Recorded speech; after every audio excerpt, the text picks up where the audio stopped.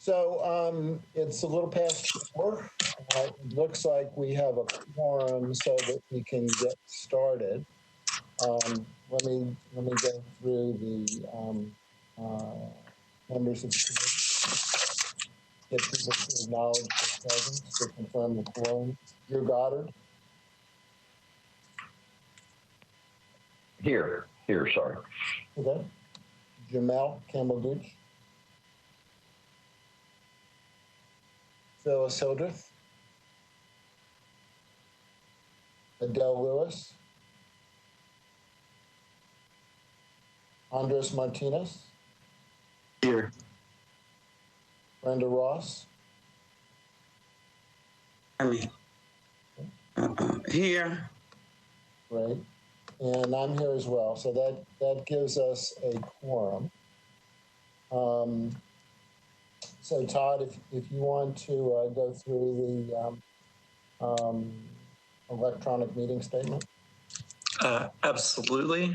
So as we've done with all the meetings that we've had so far, everyone knows that at the start of the coronavirus outbreak, Governor Lee issued Executive Order 16, which suspended the in-person quorum requirements. That has been extended by other executive orders, most recently Executive Order number 34, which extends that out through the end of August. So in order to conduct the meeting today, we just need a motion and a vote that says that this meeting today is essential to conduct the business of the COB and is being held electronically to protect the safety and welfare of Tennesseans. Okay. I'll make the motion. Okay. I'll second. And that's Drew. Yes. Okay. All in favor? We'll do a roll call. Drew Goddard. Aye. Mel Campbell-Gooch. Phyllis Hildreth. Adele Lewis. Andres Martinez. Aye. Brenda Ross. Aye. And I vote aye as well. Okay. So today what we want to do is we want to review the 2 draft MOUs that the MNCO would like authority to move ahead on. The first one is the one with the TBI. We've never had an MOU with the TBI. And this MOU that we have here is based upon discussions that Director Fitchard has had with the TBI and based upon an agreement that the TBI already has with the police department and with the DA's office. And this agreement would then facilitate our access to the scene and to information and to people that when the scene is under the control of the TBI. So Jill, if you want to go over this briefly to talk about key points in it and as to whether you believe that this will help to facilitate what we need in order to do an investigation when the TBI is involved. Okay, sure.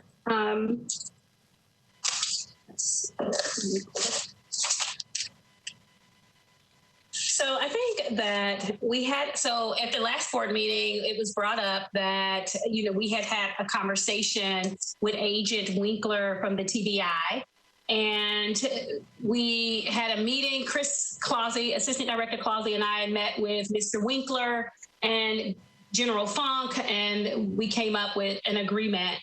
And after the meeting, or when we were in the meeting, we decided, and the board thought it would be best that we have a MOU in place. And I think that that's a good step. And so this MOU is similar to the provisions in here are similar to the provisions that the OPA for MMPD have already in place. And so I think some of the key issues in this agreement would be really the crime scene access and how we would operate on those fatal shootings and other types of incidents where TBI is called out.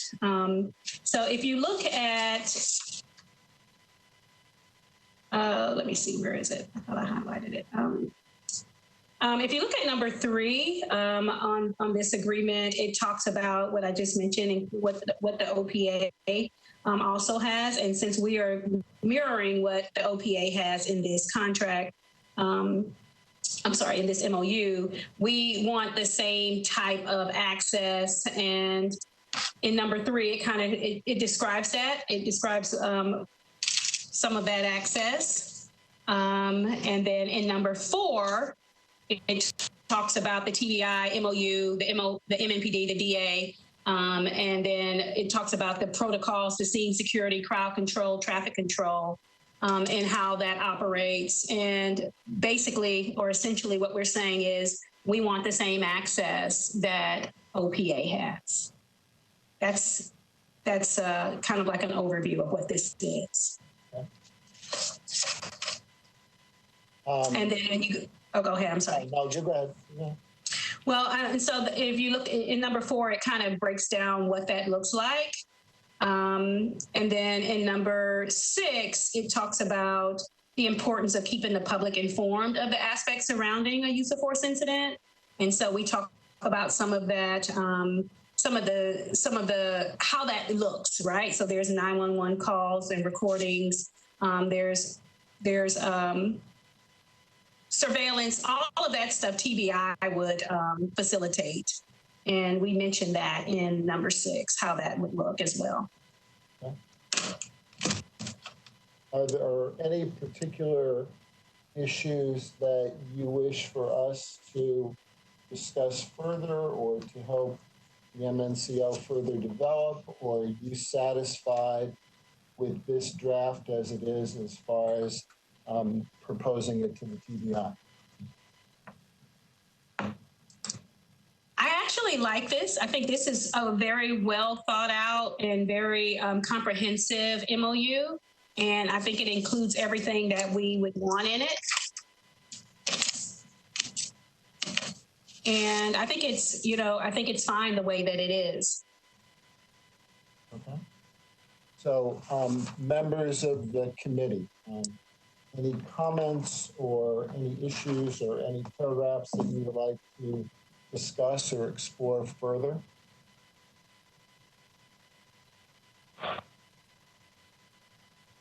Or are you comfortable with the agreement as it is? Mr. Goddard? I have a few questions, maybe clarifications. In paragraph 3, about the middle of it, it says, accordingly, the COB starts there. It says, agrees with TBI before initiating any administrative investigation. I'm assuming that that's any investigation that TBI has jurisdiction over, or is it those they've already started investigating? Just a little clarification there might be helpful, as opposed to the way it reads now. It could be interpreted to say we have to tell them anytime we start an investigation. Which line is that, Drew? I'm sorry, that would be line 1, 2, 3, 4, 5. The 7th line, the first word of the line is interference, and then it's this sentence after that that starts with accordingly.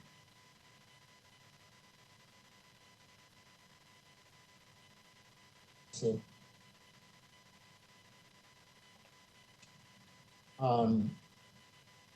so Director Fitchard, would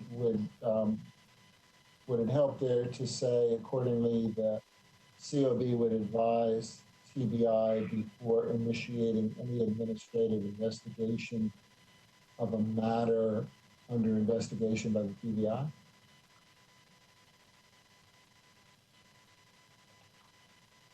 If that's what's intended.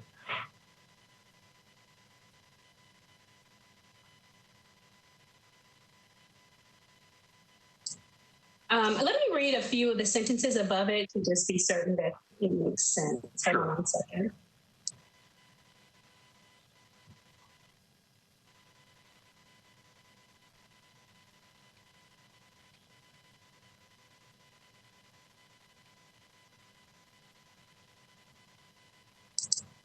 Okay.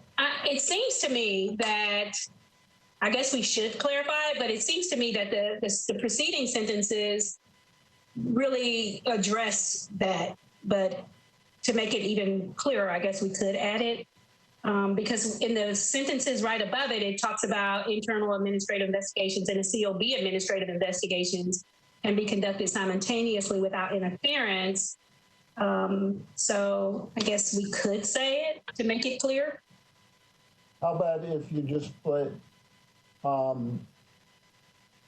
in that, or do we need it there at all? In that same line, what if it says, accordingly, the COB agrees to advise TBI before initiating any such, put in the word such. Yeah, that would work. Any such. Yeah, that makes sense. Yeah. Okay. Yeah, I like that. Yeah. All right. Okay. All right. All right. I've got a couple more here. Last of paragraph 4, the parenthetical. Is that to be able to obtain the approach prior to interviews in the event additional criminal investigative tasks are necessary? I think that's referring to TBI, criminal investigative tasks, but how are we to know? I'm not sure what that means. How's the staff, our staff, supposed to know if additional TBI criminal investigative tasks are necessary? When are we supposed to give that approval? And I may be misunderstanding this, but that's my confusion. Okay, hold on.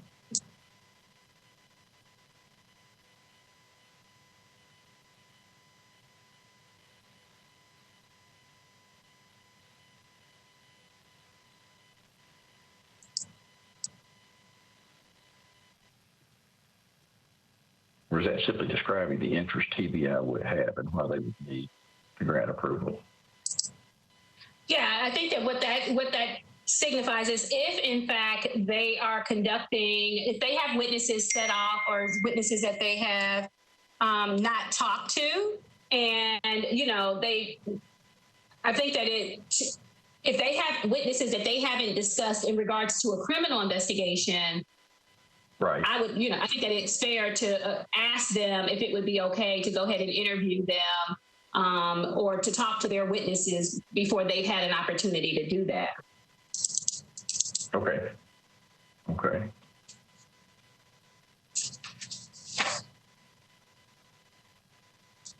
And I think that we've done that. We did that actually in this last case where, they were called in and we just, made contact with them and told them that we were going to talk to the witnesses, and they were fine with that.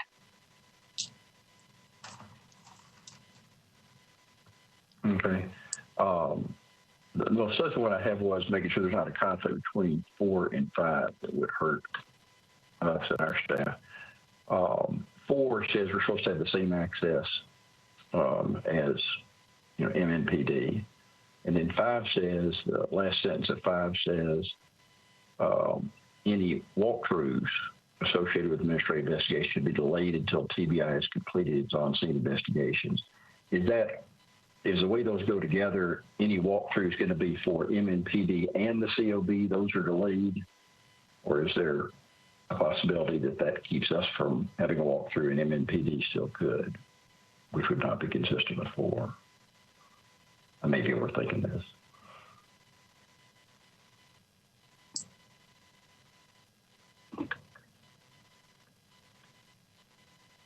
I think that's language that is consistent with what the MOU between MNPD and the TBI have. And so I think that those walkthroughs,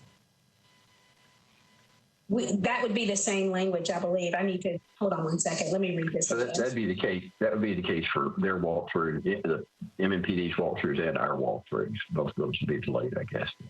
So to clarify, if that's what the language came from. So to clarify that, maybe we could say, add in a phrase here on that third line, 5, where now it's, however, TBI realizes that, and add in these words, like OPA, comma, COB may start an administrative investigation, blah, blah, blah. Does that clarify? Drew? It does for me.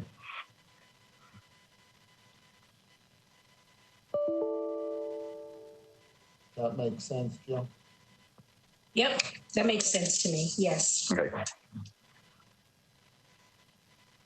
I just know how important it is, or I try to appreciate how important it is for us in OPA. That's not to have less time to access an OPA, to try to be sure it's clear on that. Absolutely. Okay, that's all I had. Thanks for your patience. All right. Does anybody else have any comments, suggestions, questions about the TBI MOU?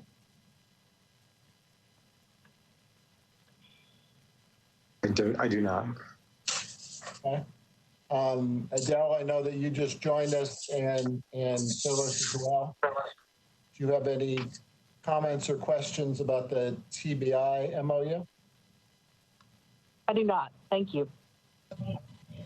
Can you hear me? I do not. Okay.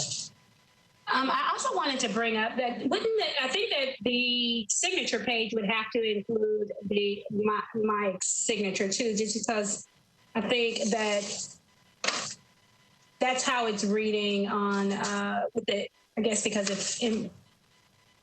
that's how the other one with MMPD reads too. So we might want to add that signature line. I would think your signature should be there. Yeah. Okay. All right. Well, with the edits that Drew Goddard has proposed, is there any motion to approve this draft, send it to the executive committee, and then, if necessary, to the entire board, that would then allow the MOU to the TBI? Is there a motion? I make a motion that we approve this draft. Yeah. Is there a I'll second? second. Yeah. All right. Do a roll call. Drew Goddard, Aye. Jamel Campbell Gooch, Phyllis Hildreth, Aye. Adele Lewis, Aye. Andres Martinez, Aye. Brenda Ross, Aye. and I vote aye as well. So that is approved. Okay. So then we have the revised draft of the MOU with the police department. And I think it's best to put up the red line draft rather than the clean draft. Great.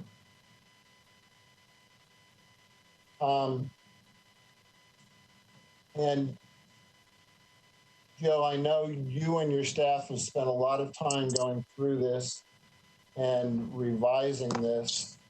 And if you would kind of go through the high points, you or Mr. Clausy go through this and talk about the key changes that have been made and what. Okay. Mr. Clausen, you want to jump in with me and we can do this together? I'll let you handle the records part and I'll handle the crime scene stuff, but I'm going to start. Let's see what I have here. What's on the screen? That's the red line. Okay. So what we did was we went through this, we took this memorandum of understanding, the one that we had, and we went through it and made significant changes that I think would really be helpful to us in the work that we do and to get our investigations and crime scene access really, get where there's not a whole lot of guessing on what it is that we need. And so after 6 months of working with the MOU that we had, it was clear that there was some issues with what we were doing, and there was some limitation to the MOU that was already in place. And so we went through it, pretty much section by section to strengthen where we found areas that weren't really working for us in a cohesive way. And so if you notice in the introduction part on the third paragraph, we changed the language there. Let me scroll that down. Can you scroll up a little bit, Todd? in the third paragraph, where it talks about the parties into this memorandum of understanding, we added that language at the bottom where it says, and provides the COB with the same access to crime scenes, documents, information, and witnesses as the department's Office of Professional Accountability. We thought that was, because what we do essentially in this MOU, we want to have the same, since we're conducting the same type of investigations, we want to have the same authorization and access that the Office of Professional Accountability has. And so that was the beginning of how we began to formulate this MOU. And so I would say what I think changed, if you go to the authority and jurisdiction part, which is on page 3, Todd.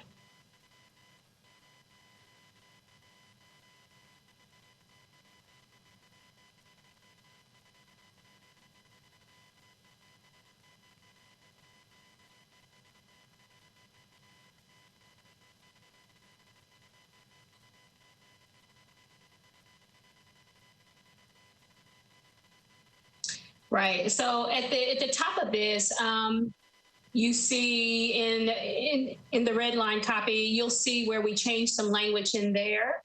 And we added what our powers were, and then also the option to establish a monitoring program that provides an ongoing review or audit of the OPA complaint process.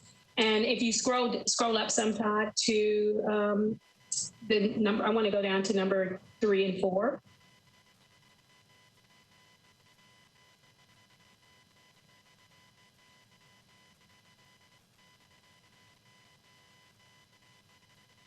All right, so, okay, thank you. And so this wasn't added initially where we talked about authority and jurisdiction, and this was to accomplish the mutual goals of, what our agencies have,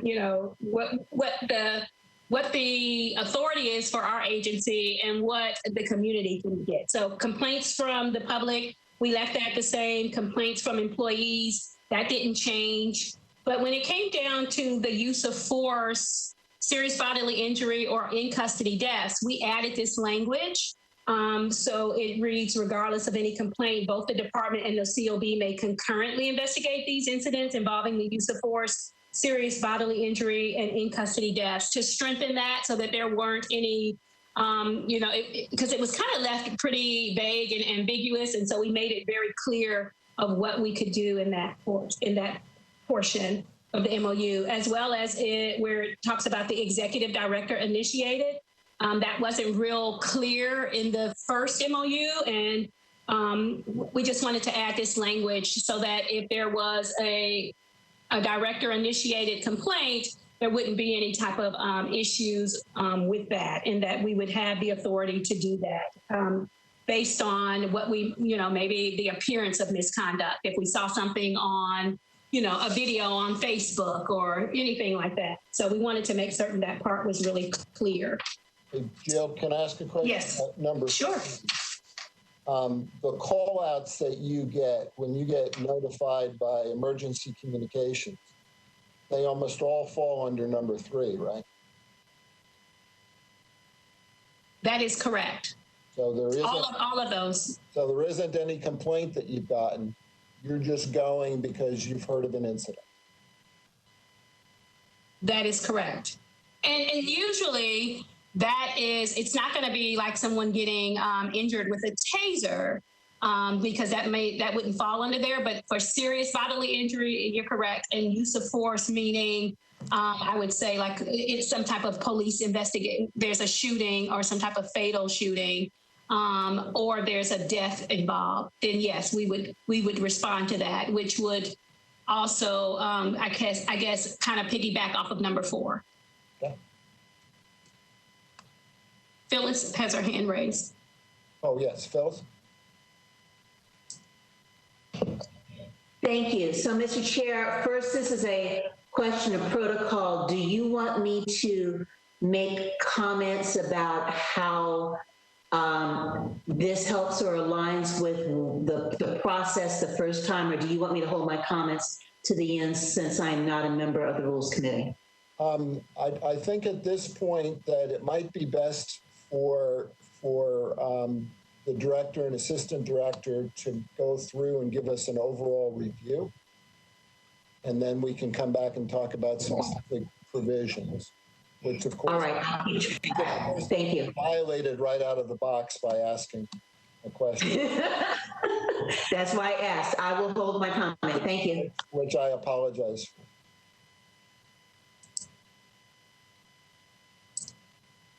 Okay, and then let's see here. Let's see.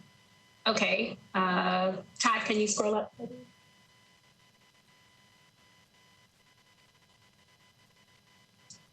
All right, so we're going to move into the access to records and information, and I'm going to let Mr. Clausy handle that since he and I spent a lot of time on that, but I think that he can talk a little bit about it. Are you there, Mr. Clausy? Yeah, I'm here. Okay. Can everybody hear me? I'm assuming everybody can hear me okay. Good afternoon. Thanks for being here for this.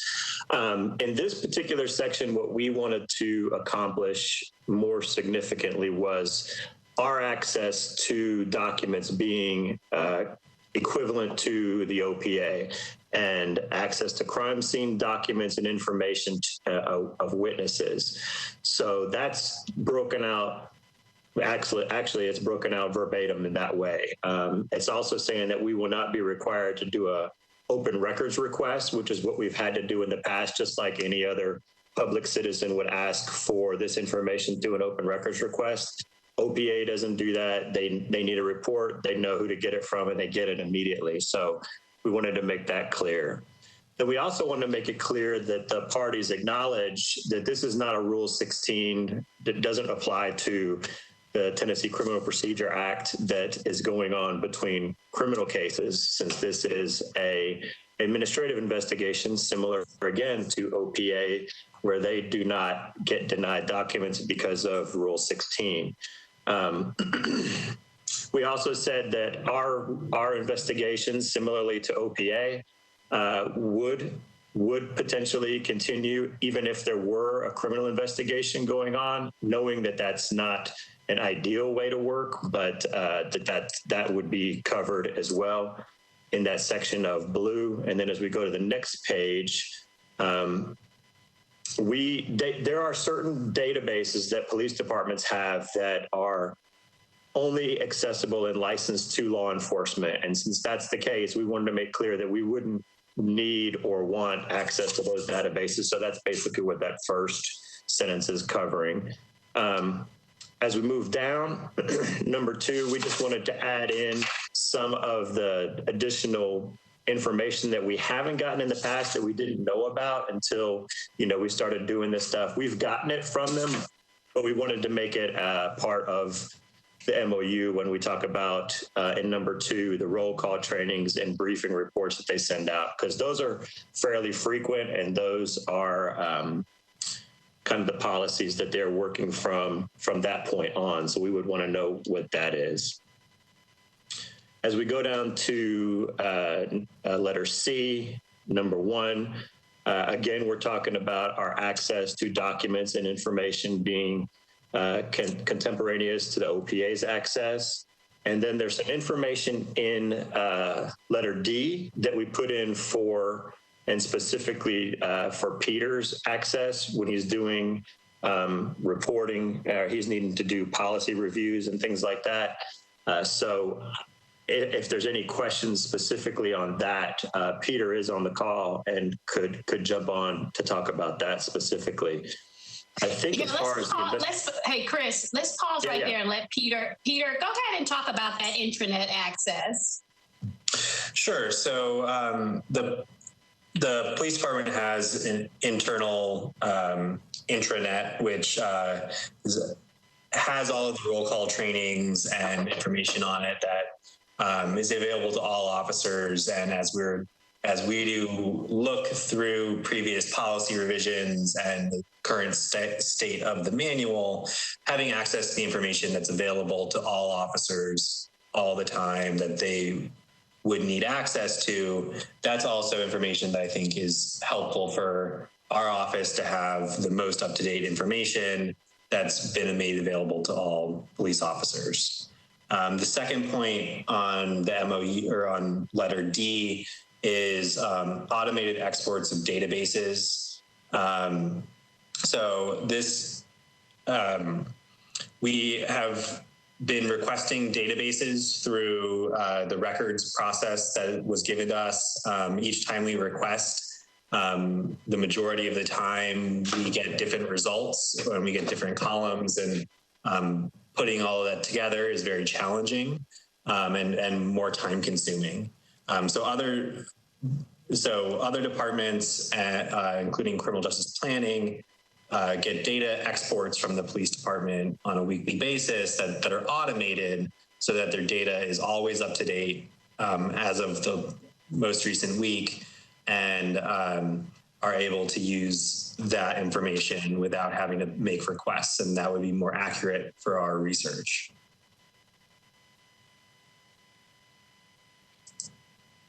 Thank you. I'm sorry, go ahead. Director Clausy, go ahead. All right. So the only thing left in that one, Jill, that we found this morning when we were looking at was letter E, right before you get to section 5 and confidentiality. We wanted to make sure, right now it just says will be made to the director of OPA or designee. We wanted to make sure that we put in wording.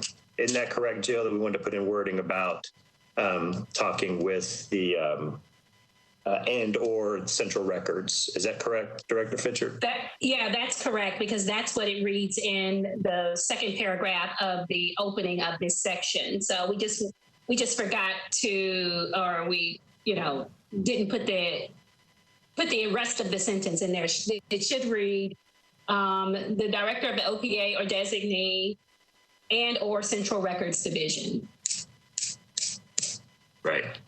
Or we can just eliminate that and because it's in the first section. It's up, we can figure that one out. But yeah, it needs to say and or Central Records. All right. Okay. Let's see here. Mr. Clausy, you want to do confidentiality as well? I'm sorry, not confidentiality, sure. But intake investigations. Sure. So in the intake investigations, the sections that we changed, we wanted to try to emulate and put some wording in there that, like I said, emulated the OPA's guidelines and Metro Nashville policy guidelines. So when we're looking at section 2 of the intake investigations, we just try to make it a little bit clearer for everybody that when an employee is notified of the investigation, how that process will work, and what they will do if they do not comply with our request to participate in the investigation. The next section I think that would be worthy of talking about is number 4. The executive director or assistant director will determine the location of the interviews. As you all know, there was, shortly before I came on board, there were some challenges with where the investigations would take place. And that's just from what we heard of reasoning why it doesn't make sense now. Maybe now that we've moved to a facility that has the ability to accomplish the exact same things that can be accomplished at OPA. I don't know why that would be a hindrance, but we did want to make that clear so that would happen based on where we decided the interviews would be done, and we made sure to make it clear that they would be audio and video recorded, just like OPA. And that we may have to take, if there's something where there's some confusion on who the actual officer was, we want to make it clear that we might take a photograph of an employee for that reason. So that's what we covered there. In letter B, under notice to employees, it just again is covering how notification will be given to employees in the second paragraph. The third paragraph, and the fourth paragraph talks about the admonitions that the officers will get. And this again is put in here for an understanding from MNPD of the processes that we will be taking so that it maybe would put their mind at ease some, or at least they would understand where we're coming from and what all we're going to be doing in that interview, including in the last paragraph, giving them counsel during the interview that they can have their counsel present.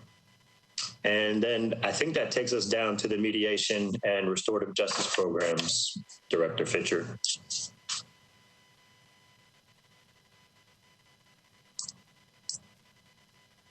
Okay, thank you. Sure. Let me see. I think that's pretty self-explanatory. There was some language change in this, the third or fourth sentence, where we talk about adopt policies encouraging employees to participate in such voluntary remedial programs. If those programs, if such a remedial program is offered and accepted, then that would, and how that would be, how it is to, to build and enhance police community trust and build relationships and understanding. And so that didn't change much. So I'd like to go down to the next section, which is administrative leave and alternative duty assignment. So here, what we did was initially it said the 5 calendar days, and we changed that to 2 calendar days. We thought that 5 could, especially in light of situations like what we saw in Minneapolis, we thought 5 days would just be too long, especially in those types of situations. And so we thought that being able to do that and, not to exceed this within 2 calendar days would be a little bit more proactive. And so that's why we decided to make that change on the date, on the amount of days, in order to make that decision to place someone on administrative leave or decommission an officer. And you can scroll down.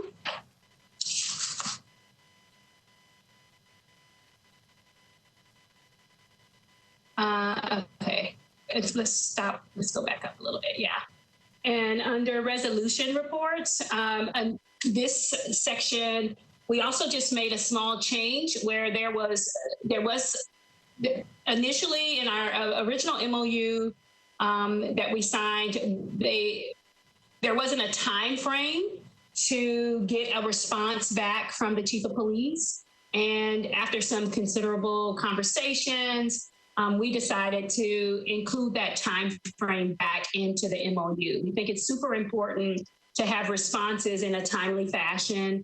And we think that 30 days is a significant amount of time to make a decision on an investigative finding.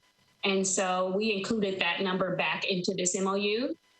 And if you scroll down some, Todd, we also did that with the policy advisory reports. Because where there was no time frame, we felt like, which is what happened in our last policy advisory report that we submitted back in April. We didn't get a response until June, which was 6 weeks, almost 7 weeks later. And so some of our policies may need to be enacted.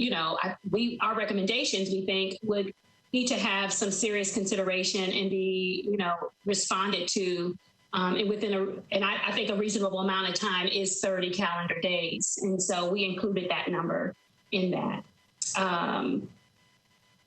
We made a change for the Force Review Board because initially it just said the department agrees that the executive director may elect to participate. And I also thought having the designee, which would more than likely always be my assistant director. So if I couldn't make a Force Review Board, that we wouldn't lose the opportunity and that Mr. Clausey would be able to attend that on behalf of the MNCO.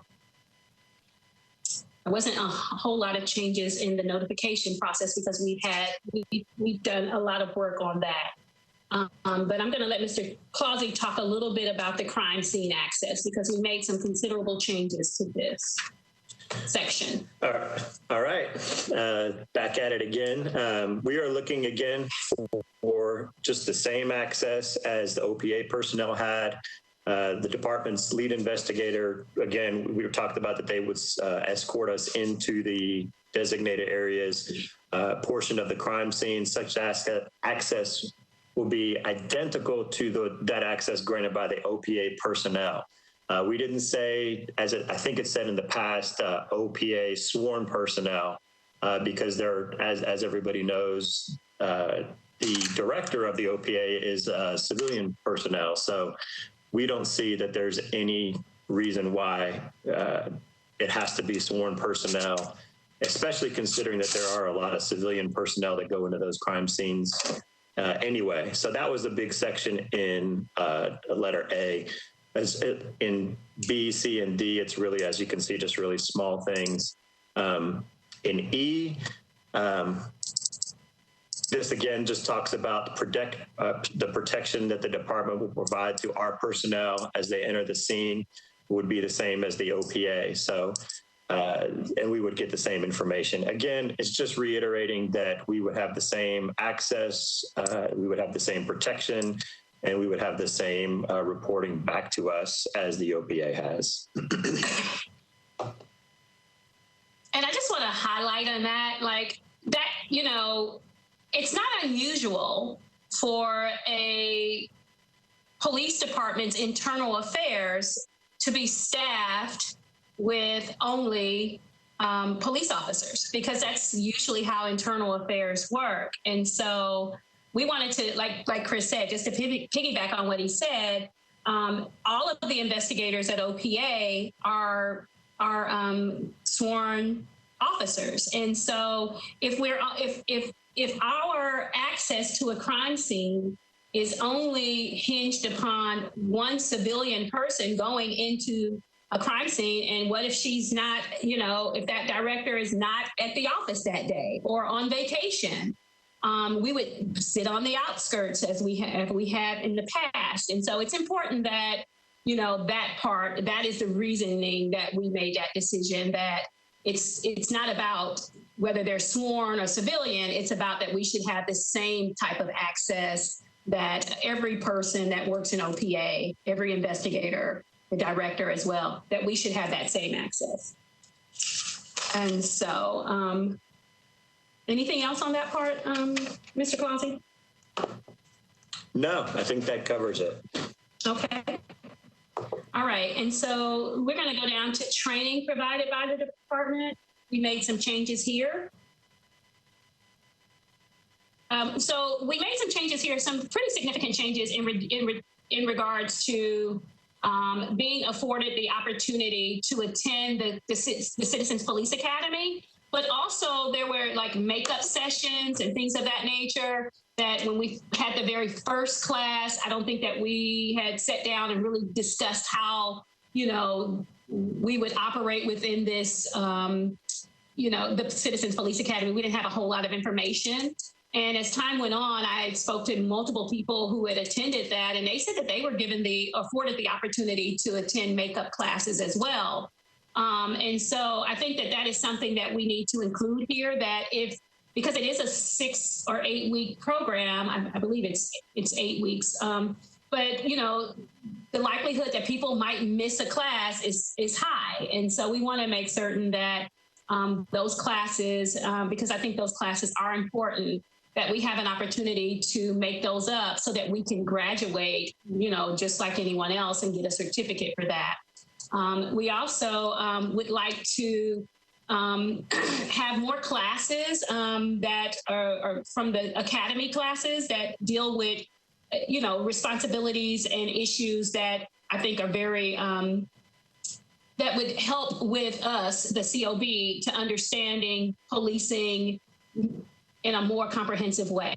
And so we included that language in there. And also the fact that we would, if there's a way to maybe have online training modules and computer assisted training as well, you know, and that doesn't necessarily have to be connected to the Citizens Police Academy, but just having that ability to take those classes and trainings, you know, on a regular basis, or those being offered to us, would be very helpful in us getting more information about Metro Nashville Police Department's training. And so there were 5 key objectives to the Academy program. That is to familiarize ourselves with the COB.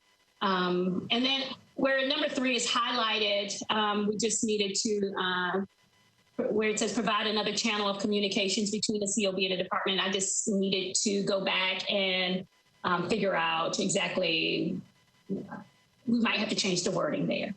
So I think that's good. And this, in B, right? In B, it says the department will provide the COB with access to other relevant training on subject matters within any of the curriculums. And so for department basic and in-service training. So we wanted to talk a little bit about that. And then in E, we added E to this because at some point, I think it's important that the director of the COB has access to ride-alongs, and those ride-alongs should not be limited. At this point, in where we are today, the ride-alongs have been limited. And I just think that I just think that should not be, that if I want to ride along with, the West Precinct tomorrow, and then I want to ride along with the East Precinct, next week, there shouldn't be a limitation on how many ride-alongs that I am authorized to take. And at this point, I have had, I've been told that I could only do one ride-along for each precinct, and then that would be the duration of my ability to ride along. And so I just find that to be super restrictive, and they didn't really give me an explanation on why that occurred. And so, and then the very last thing is we changed it upon a 60-day notice, then either party can terminate this agreement. And that's it. That's the end. And I'll take questions. What I'd like to do is do a section by section comment, and so go back up to the top. But before we do that, what I'd like is to hear from Dr. Hildreth as an overview thoughts on what this draft directed toward and accomplishes, or hopefully accomplishes, in light of the negotiations that she participated in on behalf of us in the negotiations of the existing agreement. So, Dr. Hildreth, you have the open floor. Sure. Thank you. First of all, tremendous congratulations to Director Fitchard, Director Clousey, and the staff for what I think is just a brilliant recitation and really clarification of so much of what I perceive the original intent to be when we went in and began negotiations at the end of November 2019 on through December 2019. I did not read anything as I reviewed this draft carefully yesterday, nor hearing it in its explanation today. I do not hear any new territory, and to the contrary, I hear a lot of codification of things that were mentioned. So when I broke in earlier and asked if that was a point to jump in, I'm trying to look at my notes to make sure. So that was Section 3, Authority and Jurisdiction. The itemization of the 3 types of incidents that really rise to the level of being critical incidents to invoke COB involvement we talked about them, and they weren't in the original draft, and I think it's good to see him here. And that is, what is it? Death in custody, severe injury, and another, was it use of force or discharge of use of force, serious bodily injury, or in custody deaths. That's exactly, we use that as a framework to try to make everything else make sense. So I'm firming up that language, and it should be fairly easy to advance. The next section that jumped out at me was Section 4, the records access, and the insightful inclusion of itemizing other items in addition to the policies and procedures. For example, the roll call training memos. I remember that coming up at the table and saying, well, there are just so many things. I mean, if we listed everything, and perhaps we should. because as we're experiencing in our culture and community right now, situations are changing quickly. Many of us in many of our professional environments are coming up with ad hoc modifications to policies, directives that modify permanent policies until they can be revised. And a roll call provision could be of vital importance for an investigation. So I support that inclusion. An overall comment I will make here is this fine tuning is driven by the actual experience of the MNCO staff, which is a very different posture that we were in November, where there had been very little experience. And as I began to understand or perceive of negotiating that first MOU, that was our best informed guess about what we would need. And some of that informed thinking came from persons who may have had other experiences in other jurisdictions, or when folks were doing their national review and coming up with best practices. What I am hearing right now is these clarifications are speaking specifically to the Nashville Metro experience, and an experience that is being had by an MNCO staff that is now fully selected, proven, and among them have collective experience of prior service law enforcement, so that maybe changes our orientation to how we come into uncertainty. Bottom line is we don't need to leave the gaps open because now we know. And another place I saw that was the timeline where we changed the 5 days from 5 days to 2 in Section 8. And then later, what was the section where it's a 30-day provision? Where there were timelines in the original draft. Negotiation, we left them open because we said we don't know how long it will take. We have 6 months of data now, we do know. And so you have an evidence-based reason for asserting the 30 days, and that seems to me also to be strong. I think I have two other thoughts. One is generally when we think about Section 13, the crime scene access. I wrote in green because it was mentioned in the very first section of the intent of this MOU, and it comes back here to be very specific about articulating an unwavering need for absolute parity with OPA personnel, and to not have fine distinctions between sworn and not sworn, where that this language in this draft is drop dead clear for our investigators to be able to do exactly what OPA investigators can do at the same time, to the same extent.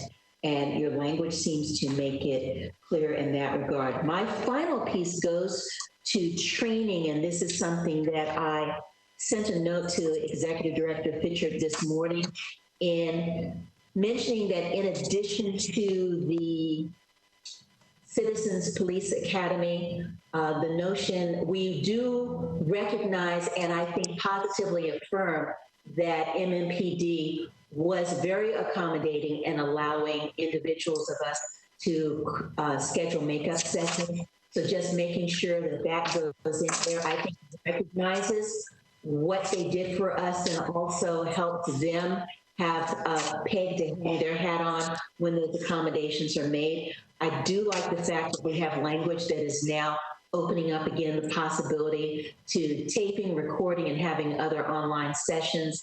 I remember that away from the negotiating table, but at different levels of negotiation in September, that those ideas were offered and did not quite make it through. They weren't top of mind when we were doing the negotiation on the MOU in November, December, but this seems to be a good place to bring back those possibilities. But on that point of training, one of the examples was that I thought we should bring back is COB should have an opportunity to review in depth the de-escalation curricula. That de-escalation, I remember clearly, it was maybe our second class before they took us out and we did simulations about night stops. And it was mentioned that there was a de-escalation curriculum, but the curriculum itself was not taught to us, either in full or in part. And with all of the work that we're seeing right now, having a clear understanding of how that works and whether that can be helpful to us in doing our work or partnering with our entire community to make our community safer seems to be an important point to specifically mention in this document. So, Mr. Chair, those would be my top of mind observations, and I will sit back for the second round of going through fine tooth and will advise if I have anything else that comes to mind. Thank you. Great. Well, it's really beneficial to get that overview from you, Dr. Hildreth, since you had the advantage of sitting down on multiple occasions with Captain Hager to work through the first agreement that we had. And I think it provides us with additional information and insights as we go through this one to see what best we can do to come up with a more specific document that will give us what we're always trying to get in the first place. All right, so let's then go through this section by section and get folks' comments. So, Ms. Ross, did you have something that you wanted to say generally or as to the first section? I'll wait till we go through the sections, but let me add something generally. This MOU is with the police department. The police department has MOUs with and sworn officers in other segments of the city. How do we incorporate and get the cooperation of those other police departments? That's just something I wanted to ask. Is this going back to the discussion that we've had before regarding Vanderbilt, or is this including? There are several police departments that have MOUs with Metro Police Department. Yeah, it's part of that. That's why the more MOUs that we learn about, how do we, or do we need to concern ourselves with that? Because I know Vanderbilt's data goes to South Precinct and they incorporate it on their Fridays to do reports.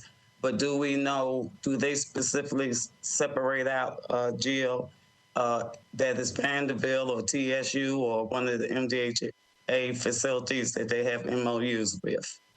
I don't know. Director Fitchard, maybe you or maybe Mr. Pinkley, can we get our hands on all the different MOUs that Metro has with anybody? With any other police agency department? Mr. Pinkley can answer. We have several. I mean, I don't know. And Todd, you might be able to answer. I don't know if we have to figure out how do we go about, is it that we say to Metro Legal, can we have all the MOUs that they have, or do we have to know specifically? I don't really know the answer. Todd may have it, but we do have quite a few MOUs between MMPD and other agencies. Todd, you can speak on that better than I can. So like Director Fisher said, we do have a lot of the MOUs for some of the organizations between MMPD and other groups. So for example, we have Vanderbilt's MOU with MNPD, and I think that's been sent out to a few people, if not the whole MOU group. There's also, we've requested MOUs from MDHA.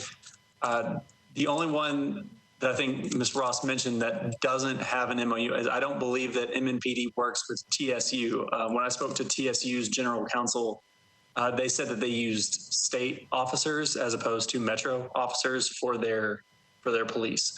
But to get additional MOUs, I think we can just file a request with the Metro clerk to get whatever MOUs that MNPD has. Why don't we get them and do a review of them and see what's in there that would be important to the MNCO and the COB as far as their duties, so that we can then figure out what's the best way to approach those issues in a coordinated way? I'll send out the ones that I have when we're done today, and then I will make a request for any that we're missing. It might be better to hold what you have right now and try to get it broadly, because then you might be able to do some kind of summary, you know, comparing key points after you guys get a chance to look at it, see what's really significant, or you think that's significant, and then you can share with us what you find after you do an initial review and culling. Okay, absolutely. Okay. Does that make sense, Mr. Ross, at this point? Yes, that makes very good sense. Okay. All right, then we will do that as far as those other numbers. All right, so let's go through the draft of this section by section and get comments or see if we can get agreement by section. On section 1, any thoughts, comments, suggestions?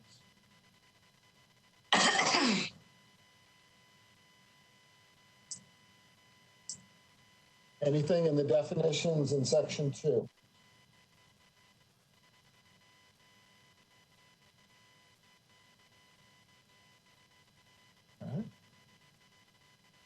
Anything in the statement of authority and jurisdiction, section 3? Question. Yes. In clarification on in custody death, can I get a clarification on that? What's the in custody death and by whom? In police custody only? Dr. Fitcher? How do you mean it? Yes. What do you want it to be? Yeah, so in custody, from my understanding of in custody, we might need to work through this a little bit more since we had a in custody death to use as the example. So in custody means that they are in police custody.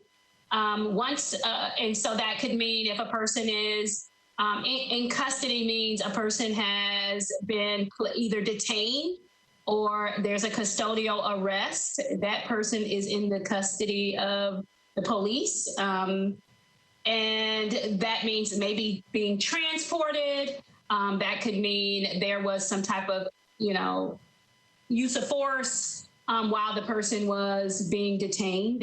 They're in custody. It also could mean that if we take, for instance, the issue with the case that we had, where that person was in custody with the sheriff's office, but there had been some allegation of, alleged, use of force. And so even though that person was in custody with DCSO, it would still prompt us to do an investigation because of that, alleged use of force. So that's how I perceive in custody. I think that we did have a conversation about this in the past, but that's what I would perceive as being in custody, in an in custody death. Okay. Does that fully answer your question, Ms. Ross? I just think we need to clarify so people know describe what in custody means.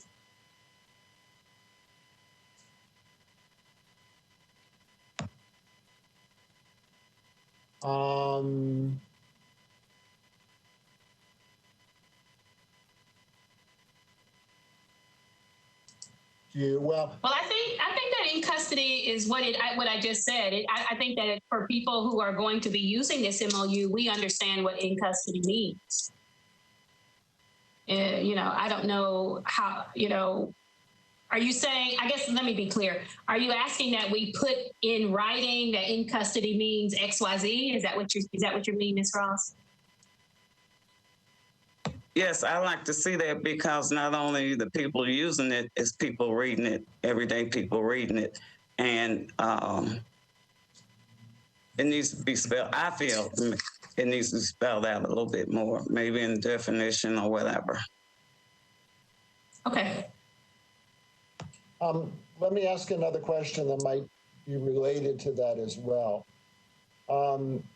Would it make sense to combine 3 and 4 and make 3 to be executive director initiated, and then A underneath that saying that the executive director has authority to initiate any investigation of any appearance of misconduct or policy review, including but not limited to situations involving blah, blah, blah, MNPD, use of force, serious bodily injury, or in-custody deaths, or clarify the issue of in-custody deaths in a combined 3 and 4.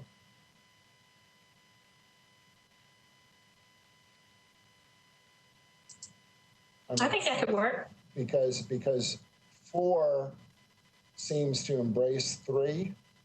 Mm-hmm. I agree. Okay. And then what if we put, trying to think,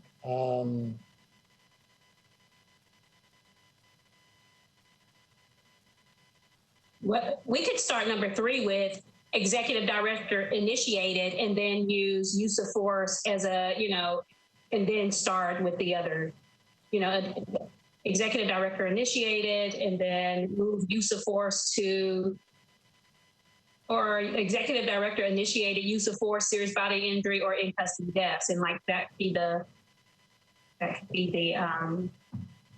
the opening. why don't we make the heading of 4, the heading of 3, what is now the heading of 4. Yeah. Okay. And so they'll both end up being the same. And then have the regardless of any complaint, investigate, blah, blah, blah, involving, what if we put in MNPD use of force, serious bodily injury caused,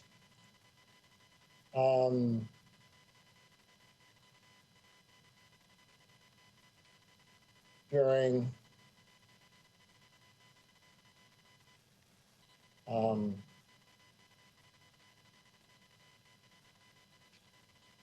MNPD conduct. That's exactly what I want. Say that again. I said I was mumbling to myself saying I'm looking at the serious bodily injury caused during MNPD conduct, which is really awkward.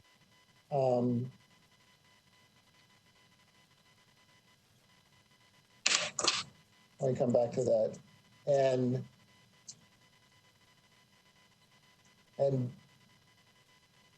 deaths during MNPD custody?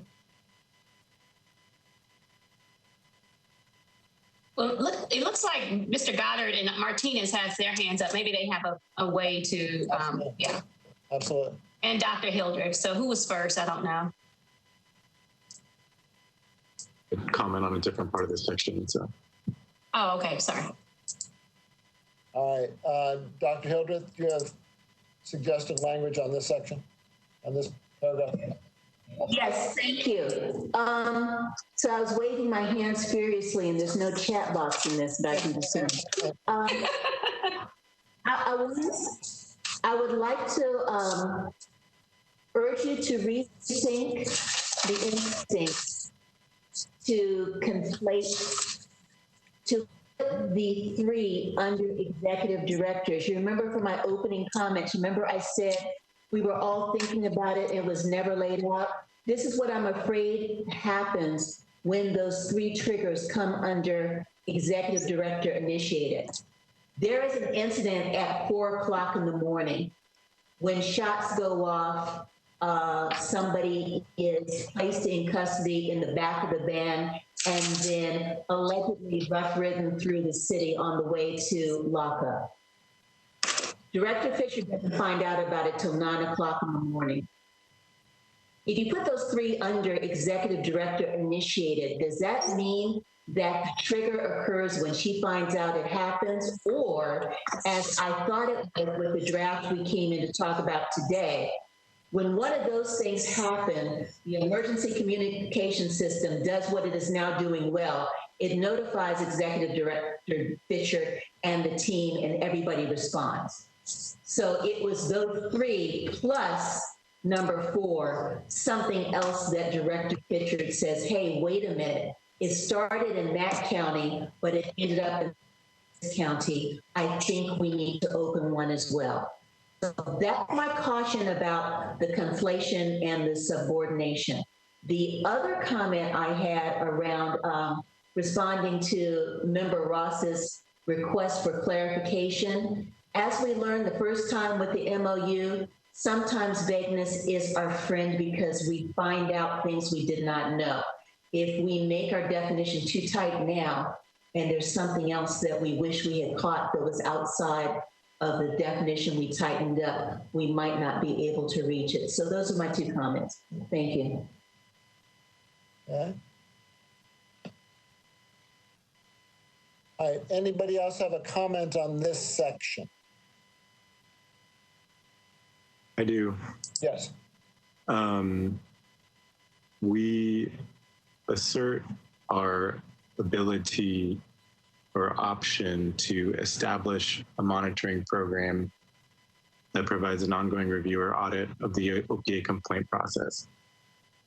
I'm picturing a situation where we want to initiate that or exercise our authority to do that, but have not clearly defined what that process looks like, what our audit review process looks like. So we would have to then come back and amend this MOU to then reflect the new process that we've devised. Is it worth it to think through what us exercising our option to audit the complaint process looks like? Part of this is a throwback to where we started a year ago, when it was viewed that we had 2 different types of authority by 2 different models of oversight, that there's either an investigation that gets done by an agency such as us, or there's an ability to audit what gets done by another agency like OPA. The provision that was adopted here in the referendum gave us authority for both. But the original discussions were that it would be more effective initially to do the individual cases rather than an audit. And therefore, that's how it was pursued. But the original MOU never even mentioned the fact that we have the auditing authority. So the auditing authority was put in the jurisdiction here so that it's recognized that we have that authority should we come to exercise it. But at this point, at least, that decision hasn't been made to exercise it. Okay.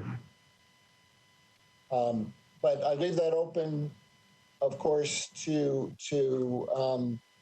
Director Fitchard as to whether you want to hold up on an MOU at this point in order to pursue the monitoring authority at the same time as the investigative authority, or you know, does this state the way that you all want to do it at this point.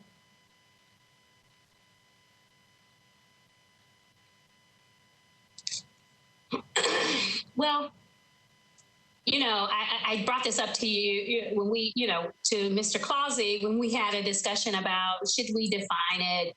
Should we talk about the OPA, the review and audit of the OPA complaint process? And it's just tough because I think that in some instances, I think that we could maybe just ask them for their file, and we have opportunities to review it without necessarily establishing establishing a review and auditing component, because basically every time we've asked for a file, they have given it to us. And so I think right now, I think I'm in agreement with just dealing with the process that we have in place now. And if we feel like we aren't getting the information that we need, then we can go back. Because right now, the most important thing, I think, is dealing with the investigative side. Okay. Any other comments on that issue of monitoring?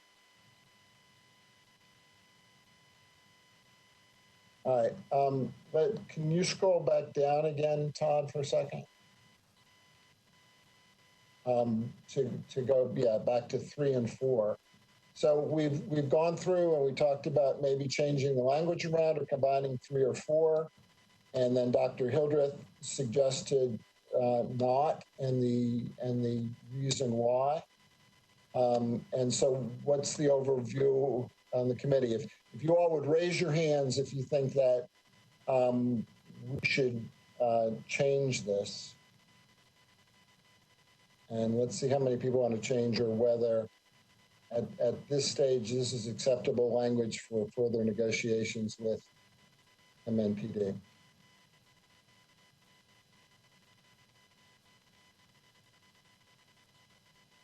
Okay.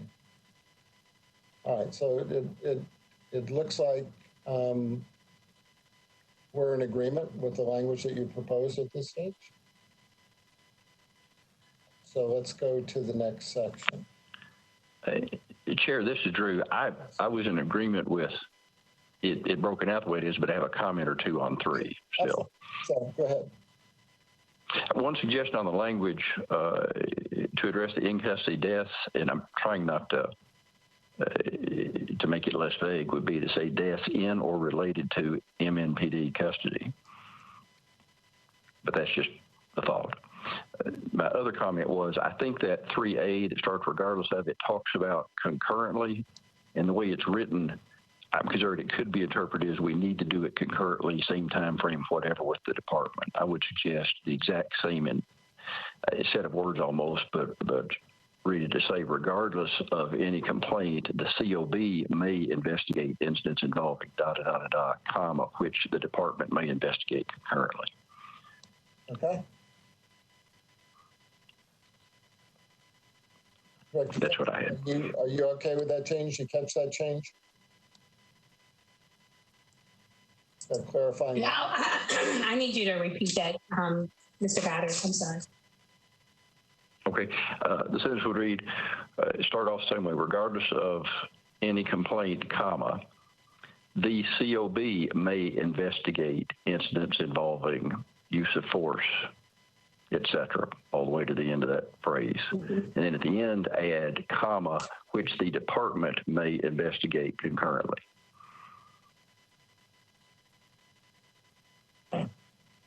All right, if that works. And what was your language there on clarification of in custody? I just suggested death in or related to department or MNPD custody. Deaths in or related to custody.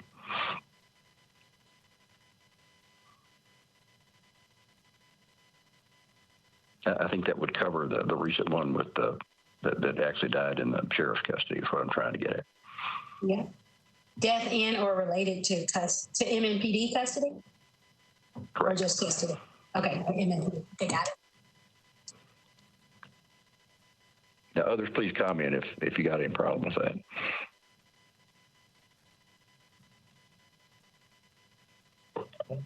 This is Adele. My only question is, if you make it MMPD custody, will that not extend to, say, if one of our Belmead policemen accidentally kills someone? Some of these other organizations that have MOUs with MMPD? How would that connect as in or related to MMPD custody? That's my question. Well, I mean, how does Belmead's action fall within MMPD custody? What are your thoughts in that regard? They may be commissioned by the police department.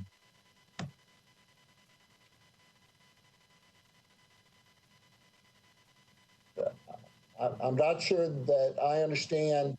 Are you saying that it should or shouldn't be encompassing what happens with Belmead?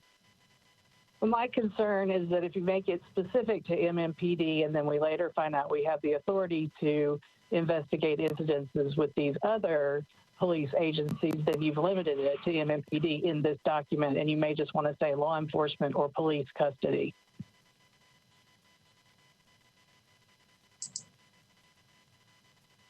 I like that. This is Drew. I'm fine with police there.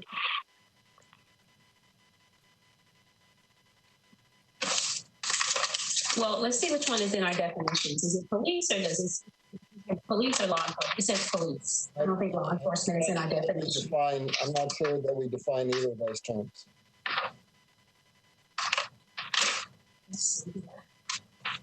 Well, we have police or police officers in our definitions. And then it of course it tells us where to find that in the Metro Charter.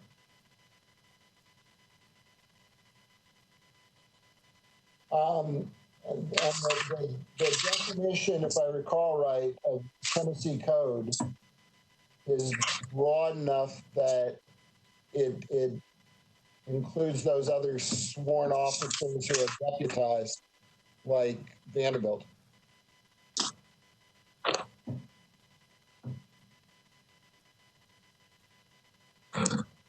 So, police, I think, is a good term. Yeah, I like that.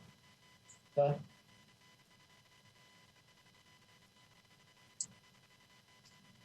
All right. So, other than the changes that we have made, is Section 3 acceptable, or are there any other thoughts or comments, suggestions?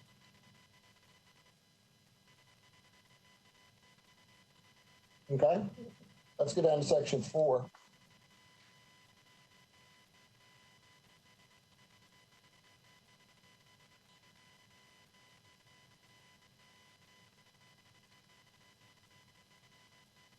Thoughts, comments, suggestions? I don't see any hands. Oh, no, I don't see any hands. Drew's hand is up. Oh, yeah. I can't see all the hands apparently with the screen on.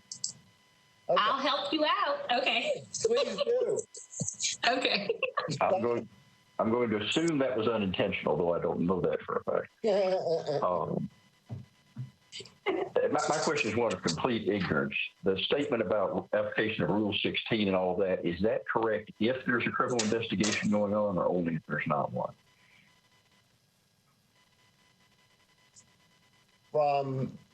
From the number of times that we've gone through this with the police department and the DA's office, and looking at the rules itself and the confidentiality provision that we have, I think it's now the consensus within MNCO that Rule 16 legally does not block our access to information. Okay, good. Although it has regularly been cited to be a basis for denial of information to us. And therefore, the idea of adding this in here was to bring this issue to a head and to get the acknowledgement that Rule 16 is not a bar to anything that we want from the police department because we hold things confidentially. And we're not getting public, we're not getting information as a member of the public would. And Rule 16 has no bearing. That's fabulous. I was not up to speed on where we're on that. If that's the case, I got no problems with section at all. No comment. Okay. Anybody else have thoughts or comments? I've got a couple of questions.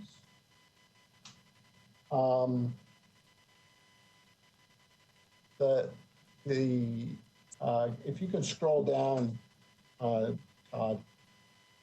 to B. I'm sorry, back up a little bit. I meant B as in boy.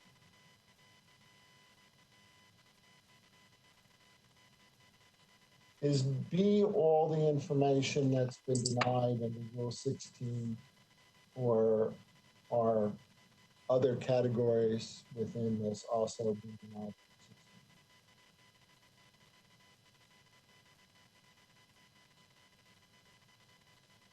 Hold on, I'm looking at it. And Chris, feel free to jump in here too.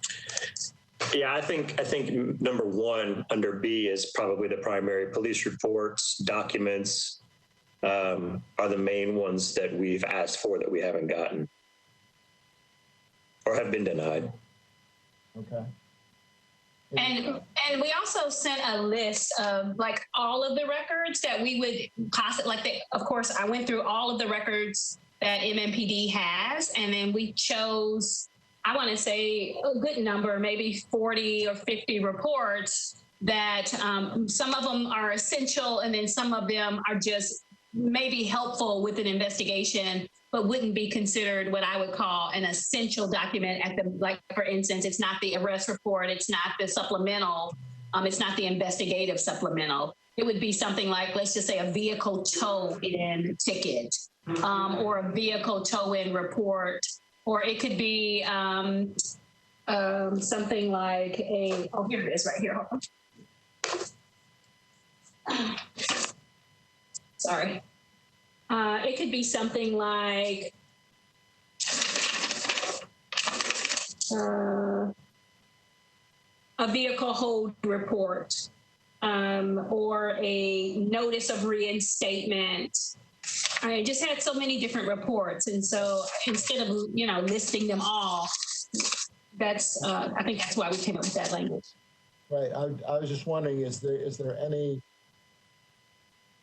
other categories of documents that we've been asking for that we haven't been getting that should be included in one? Any other general categories of documents, or does this cover it? As to this point, that absolutely covers it. And I can't even think of anything else that we would want that wouldn't fall into that. Okay, all right. And then the camera part of it, does that need to be broken out in light of what's going on now and what the DA has said as far as making cameras that information available? Or is this an issue that we want to press for broader access than what the DA is offering?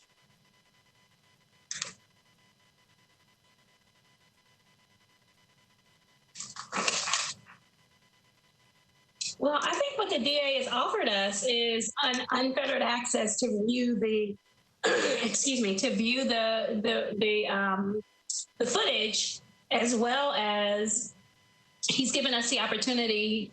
And I don't know if maybe this is the part that we might want to talk about, where he is asked, that if we want to get a particular get video footage that is, if we want a copy of video footage, then we would need to get an order. And so that would be, I think, the only area that we would need to really like figure out whether or not we want to add that. And would that be a separate MOU with them, or would it be through MMPD? I'm not really sure. Yeah, that kind of was one of my questions ultimately, because the agreement that has been struck, I guess, right now with the DA's office is the Metro Police stuff that we've been asking for that's been denied under Rule 16 will come to us through the DA's office, which is different from what this agreement says. And that the video access will be controlled by the DA's office. And then copies, if we want them, the DA has said will require some kind of court order that the DA has expressed some interest to facilitate. I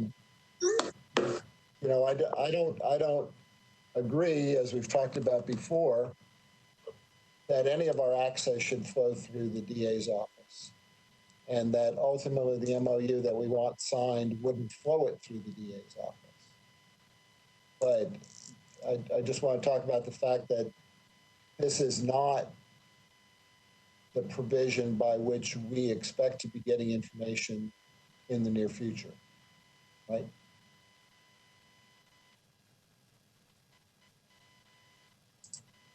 Right? Yeah, you're right. Okay.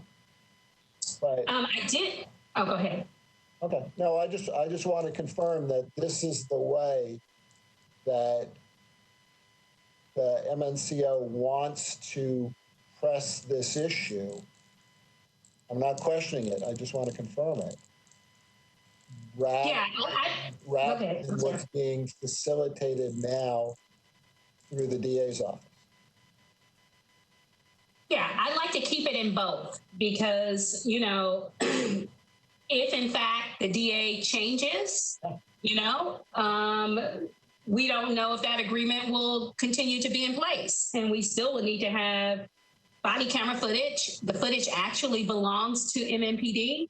And I think that it's fair to leave it in here because we don't know what the future holds, right? And so as long as it's in here, we don't have to go back and try to renegotiate a whole MOU when the language is in there, even if we have this separate agreement with the DA. I think that this is fine, and I'd like to keep it in. Okay. The second thing I'd like to add, and I think, Chris, we might have missed this, I think that we should add in Section 1 the use of force reports, because that was some reports that, as I was looking back over my notes, that was reports that I had requested, and those have been denied under that whole Rule 16 thing.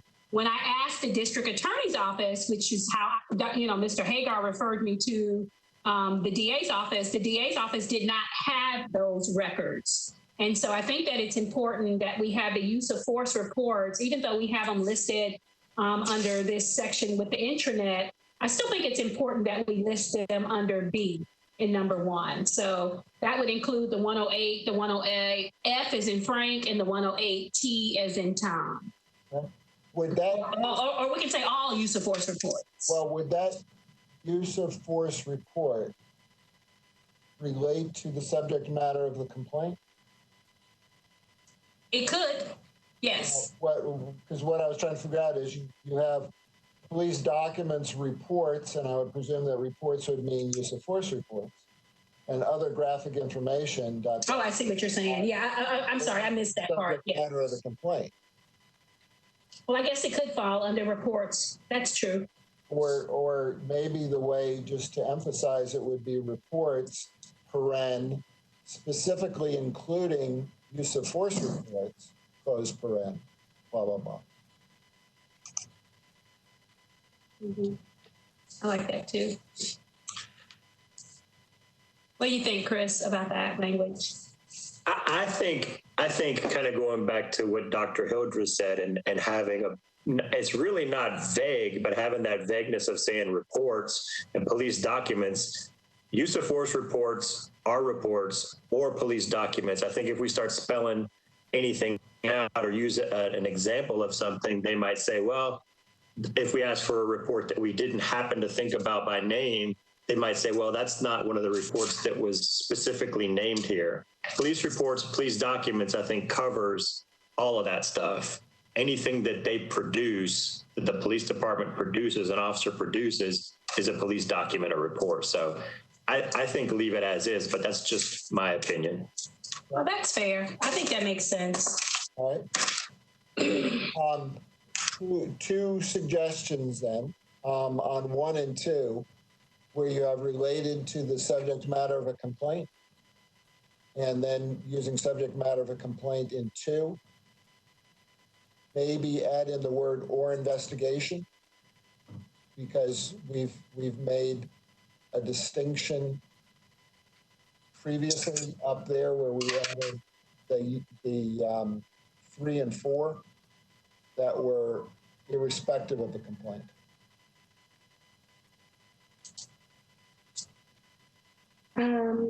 Okay, can you repeat that? I'm sorry, I was writing something down. You're on number 2, and you said employment records relating. Or an investigation. Because if you scroll back up again, Todd, if you can scroll back up to the previous section.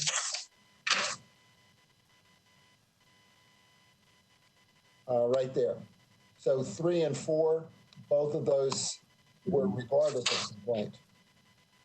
And if you scroll back down, the original language only had matters related to a complaint.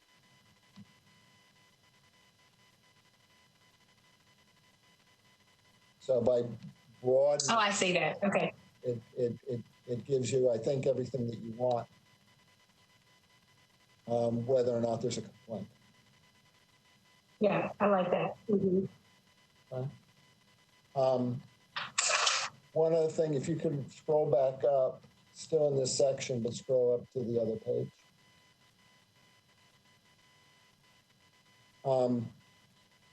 There it is. In that blue paragraph there, where in, let's see,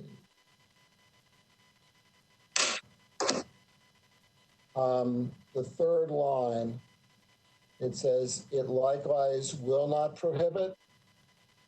I think will not should be does not, just like in the 1st line.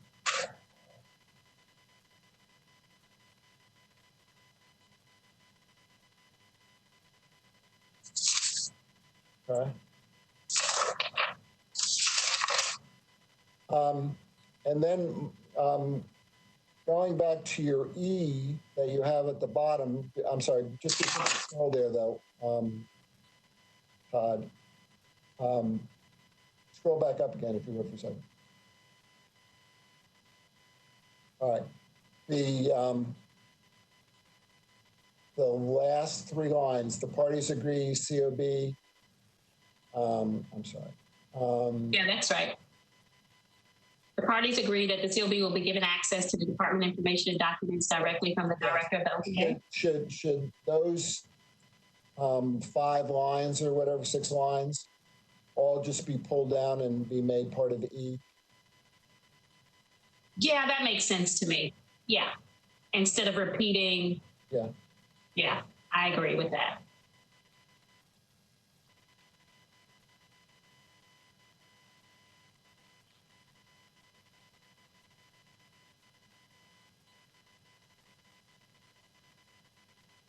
And then maybe change the request made under, will be made to the director, take that will be made part out. Yeah, maybe you can take out that first sentence, but at least coordinate that one. Yeah.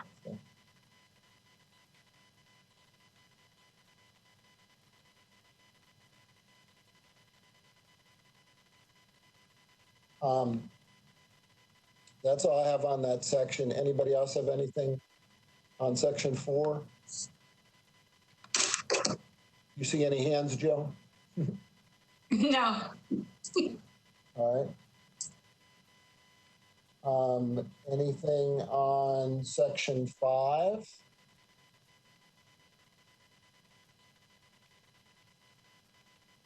Any hands, Joe? Nope. Okay. 6 on intake investigation.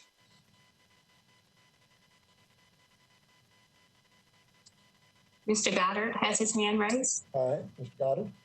Yeah, just a question. And 2, it says the employee is supposed to respond to a notification. What is the nature of the response? Are they supposed to make a defense or just say they got it or something in between?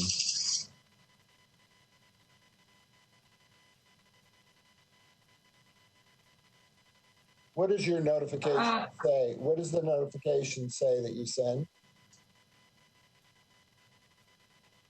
Chris, you want to answer that? Sure. It would just let them know that they can respond to us directly, to the investigator that's sending out the information, or they can that they will be there, or that they can that they plan on having the chief compel them to. So it would be directly back to the investigator. Okay. Okay, so that's the notice of the interview. I'm with you now. Sorry. That makes sense. Thanks. Are they actually being asked to respond to the notification or acknowledge its receipt? They're being asked to respond to the notification. Okay. To respond to the notification or to respond to the complaint? To respond to the notification, because the notification is requesting them to sit down for an interview. Okay. All right. Is that clear, Mr. Goddard? The statement is clear. I wonder if the language couldn't be slightly clearer. It now says, whenever an employee is notified of being the subject of an intake investigation for a witness. And I think what I'm hearing is whenever the employee is notified that he or she is required to submit to an interview, that we need to have a response if they're going to be there or they go to the chief, unless I misunderstood. You have it right, Mr. Goddard. And that's what the I think that's what the first sentence says. Let me read that. Yeah, it is understood and agreed that employees may be asked to submit to interviews or fact-finding inquiries. Do you think that we need to make that clearer? Well, it's just a little confusing to me, at least, that this next sentence says whatever employee is notified, not of that, but of being the subject of an investigation. Okay. Or a witness to the investigation. So just okay. Maybe have some. I understand. Second sentence. Okay, that's good enough. That's all. So yeah, I think it should be revised. So maybe instead of it is understood and agreed that employees may be asked to submit to the interviews, that should come after whenever an employee is notified or something. Like you know what I'm saying, Chris? Like maybe that part should be somewhere else or reworded a little. Yeah, I get where there's confusion there. Okay. Yeah. Yeah,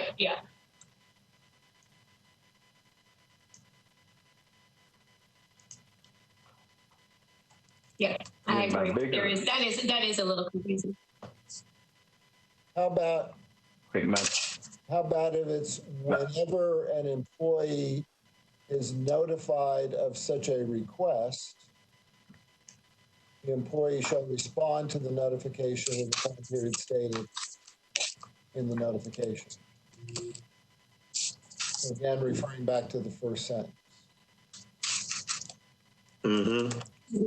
That's what I was thinking. Yeah, I like that. Mr. Goddard, does that make it clear enough? Yeah, that's fine. I had a comment on a later section, but that's fine for that one. Yep. Okay. Another section still in 4? I'm sorry, still in 6? Yes, still in 4, correct. Down in B. All right. 6 rather. We're in 6. Yeah. Still in 6, down in B. I can't read Roman numerals. Yes, 6. That's okay. Which paragraph? Which number? 6, Roman numeral 6, B is in boy. Okay. The notice to employees. All that makes good sense to me when it's the administrative investigation and we don't have the possibility of criminal charges.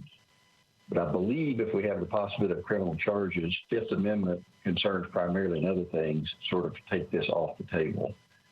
And we addressed that a little bit here, but my question is, does any of this really apply if you've got a Fifth Amendment situation? Or if that is the case, if the Fifth Amendment overrides all this, do we need to just say that at the front, that this doesn't apply in the case of where there's a criminal investigation ongoing? Are you asking whether we can continue to conduct an investigation or whether they have to participate?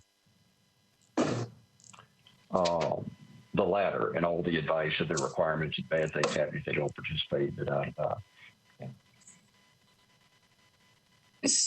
So, Chris, I think you should answer that in regards, because we're talking about an administrative investigation, right, similar to a civil service investigation, and right, how their guarantee rights. Go ahead. I'm sorry. Go ahead. So the officers that are being interviewed are told that this is not a criminal investigation, and nothing that they're used or saying in this investigation will be used in a criminal investigation. That's a right that they have to be given to them.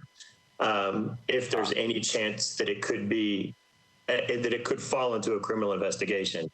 In my belief, I've always felt like it's best to tell the officers that from the front end, just so that they know from the very beginning, there's no chance that anything you're going to say in this is going to be used in a criminal investigation. Therefore, they cannot say, well, I'm not answering those questions because I don't want to,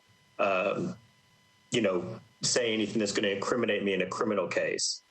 It also would help if an officer ever says, well, at a later time, we come back and say, well, you weren't honest in our administrative investigation. And they say, well, I didn't want to incriminate myself.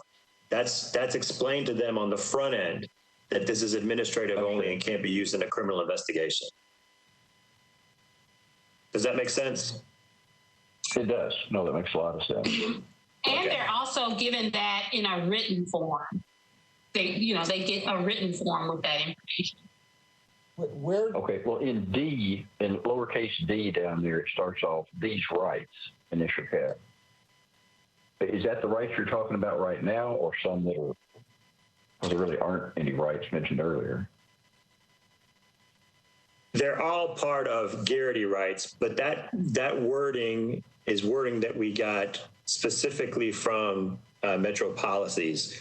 And I get what you're saying, that we aren't saying that these are rights, although those are part of the Garrity rights. The A, B, and C are all part of Garrity. So we could maybe take the wording out or make it clear that these are Garrity rights. What do you think, Mr. Sweeney? You're the greatest wordsmith I've seen so far. I was so afraid you were asking that of me. Mr. Sweeney is the correct person to get. The word sex way too much. Well,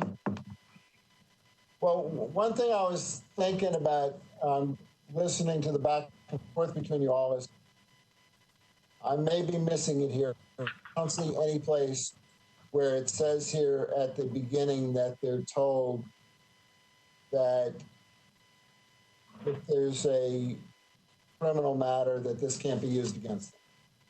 Where's that said? You were saying, Chris, at the outset, they are told X. Yeah, that's in the statement form that we have every officer read and sign. Where does it say it here? It doesn't look like it does, but let me look a little bit closer and see. Maybe that's what's missing. Okay. Yeah, I think in the other MOU we had, it was just, okay, so look at number 3.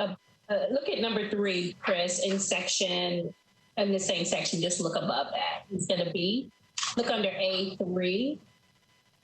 Okay. And it says, any employee with the need or desire to ensure that he or she is afforded the due process, constitutional protections found in Garrity. So that would be, I think,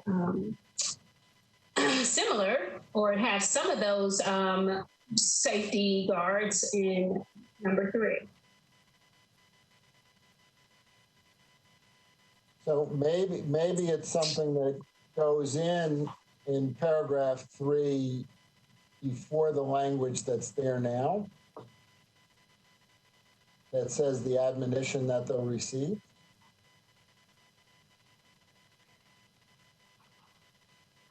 Mm-hmm, mm-hmm. Yeah.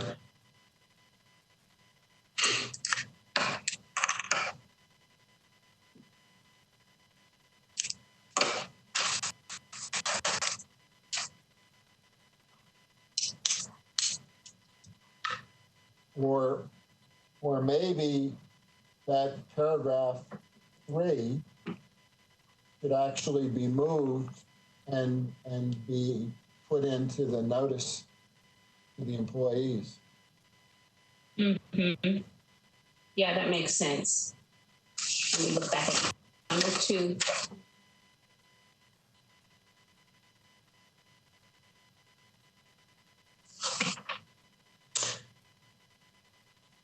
Yeah, that would be a good place to put it, Yeah, I think. I think that makes sense. Yeah, to put number 3 down in B. Okay. And then Yeah. it looks like maybe you need some numbered paragraphs in B, because you got a lot of paragraphs there without any kind of, Right. descriptors. And so maybe, I mean, I know you pulled some of this stuff from the OPA materials, and it just looks like it needs some more structure. Yeah, I agree with you on that. I need some numbers or something. Yeah. For sure.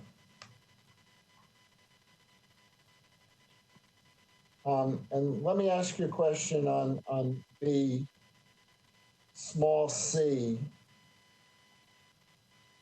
where you say subject to disciplinary action.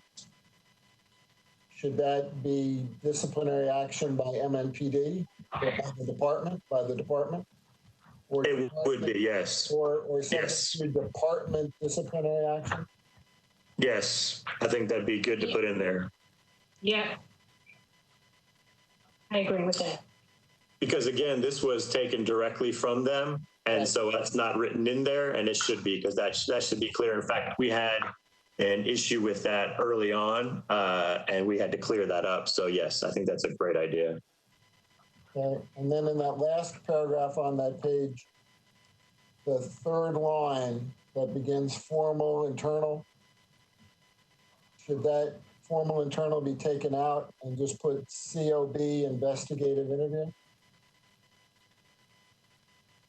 Yes. Where is that? Yep. I'm missing that. Where are you guys? The last paragraph in B, the one that begins Okay. counsel during an interview. And the third line, taking out the words formal internal and just make it COB investigative interview. Okay.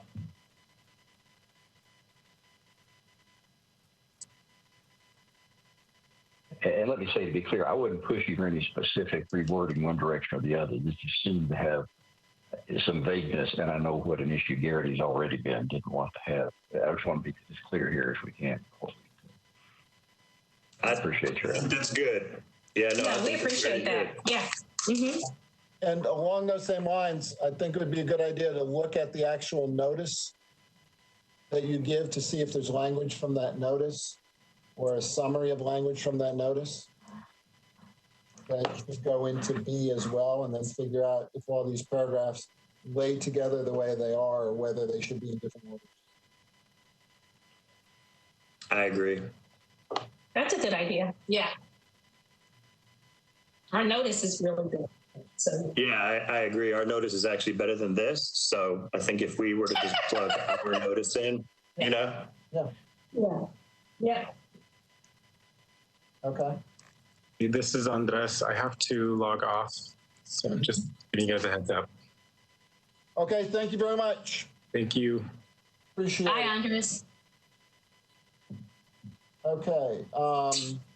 Anything else on section 6? Okay, section 7.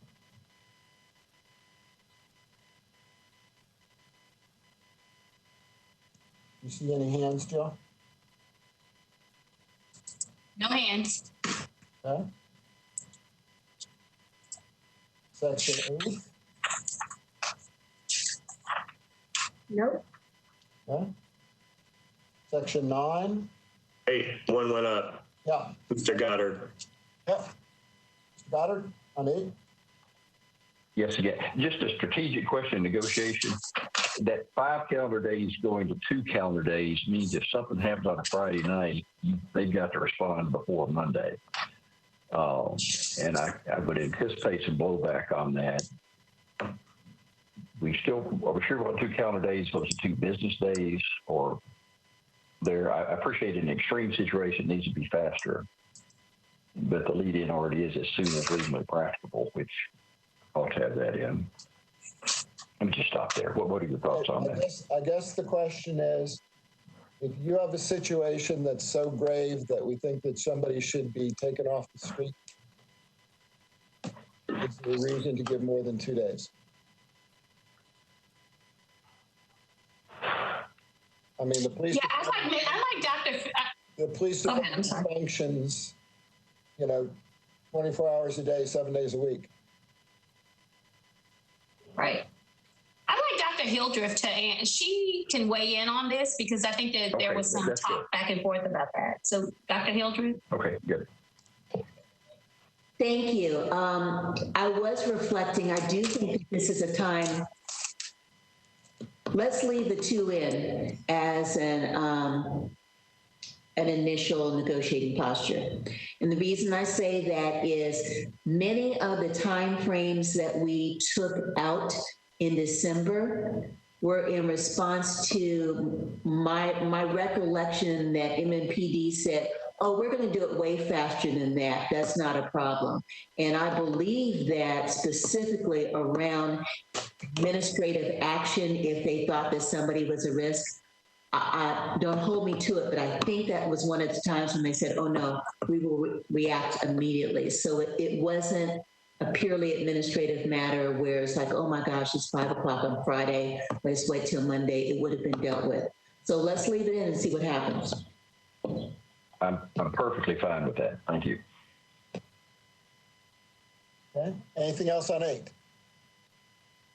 Any other hands, Jill? Nope. I think we're good. Okay. 9?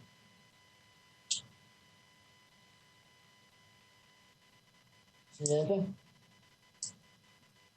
Dr. Hildreth, is your hand up from the last time or did you have something new to add? Okay, no, she's gone. So we can move on. Okay. 10?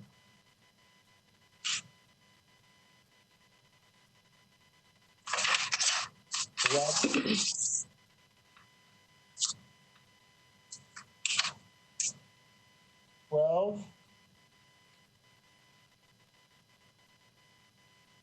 13.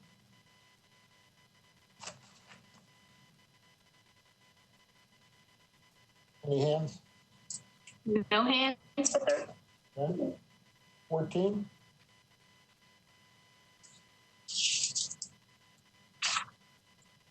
Um, 14, we don't have any hands, but we do need to add figure out if we're going to add the de-escalation curricular information that Dr. Hildreth spoke of and figure out where we would add that. Okay. Because I think that is important. Yep. And Dr. Hildreth, feel free to jump in here if you think that there's a way we can plug it in. I'm sorry, I don't have my copy up, so I'm relying on you. Can you scroll down a little bit? Sorry.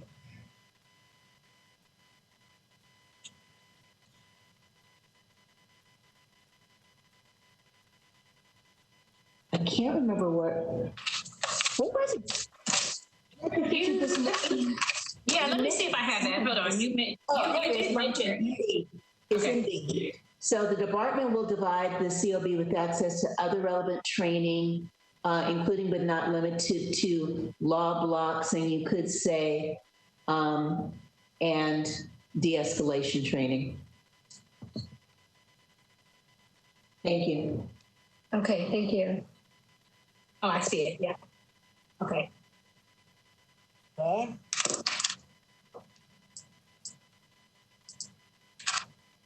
What did you want to talk about in number 3 under 14? 3A, I'm sorry. Oh yeah, I see it. 3, where we have it highlighted. Yeah, okay. Provide another channel of communications. I didn't understand. It says the 5 key objectives of the Academy program will be to provide another channel of communications. And I just think that it's sitting out there, and I'm not like, should we be more specific, or should we just? If you don't consider it to be a key objective, then I would just take it out.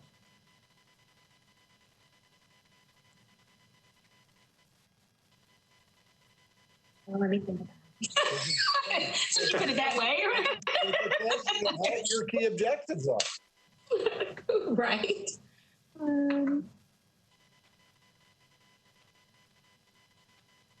I do think it's important. Do you want to use training as a way to improve communication?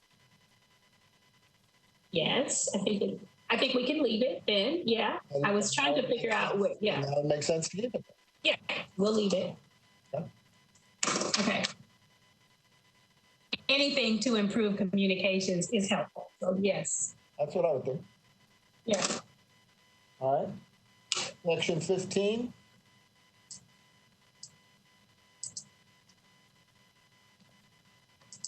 Okay.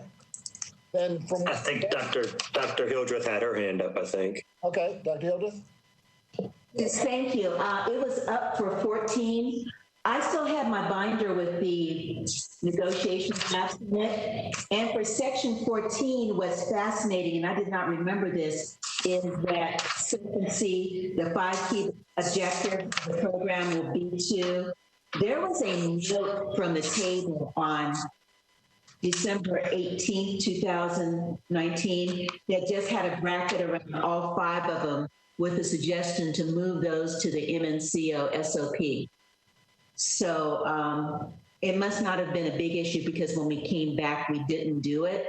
But I just said that for Director Fisher to think about, does she want it in the MOU or does she want to move it to the SOP? And it doesn't require a response. I just wanted to give that historical perspective. Thank you.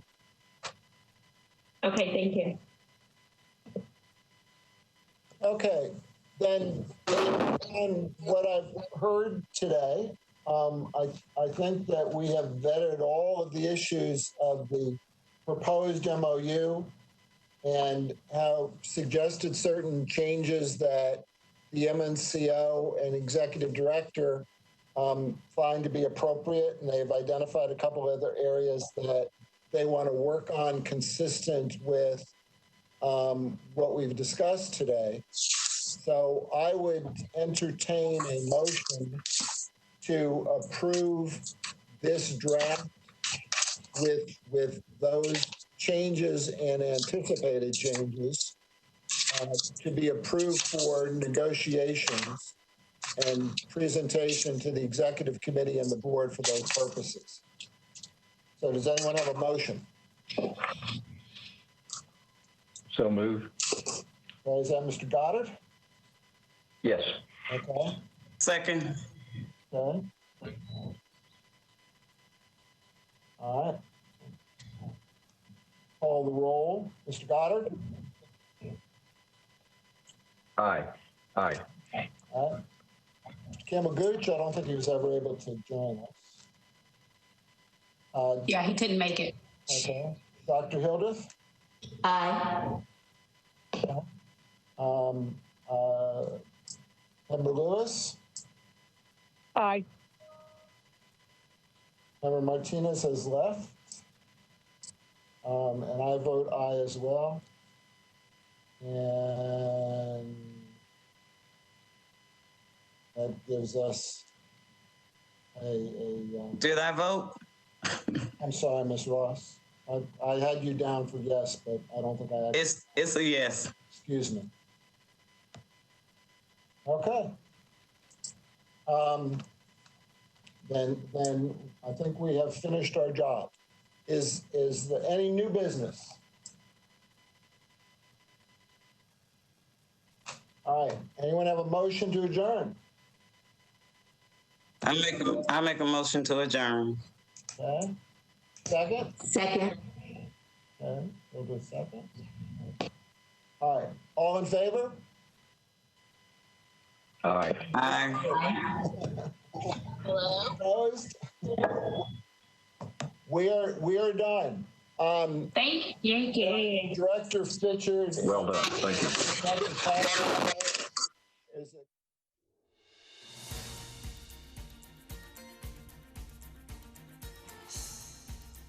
This has been a service of the Metro Nashville Network.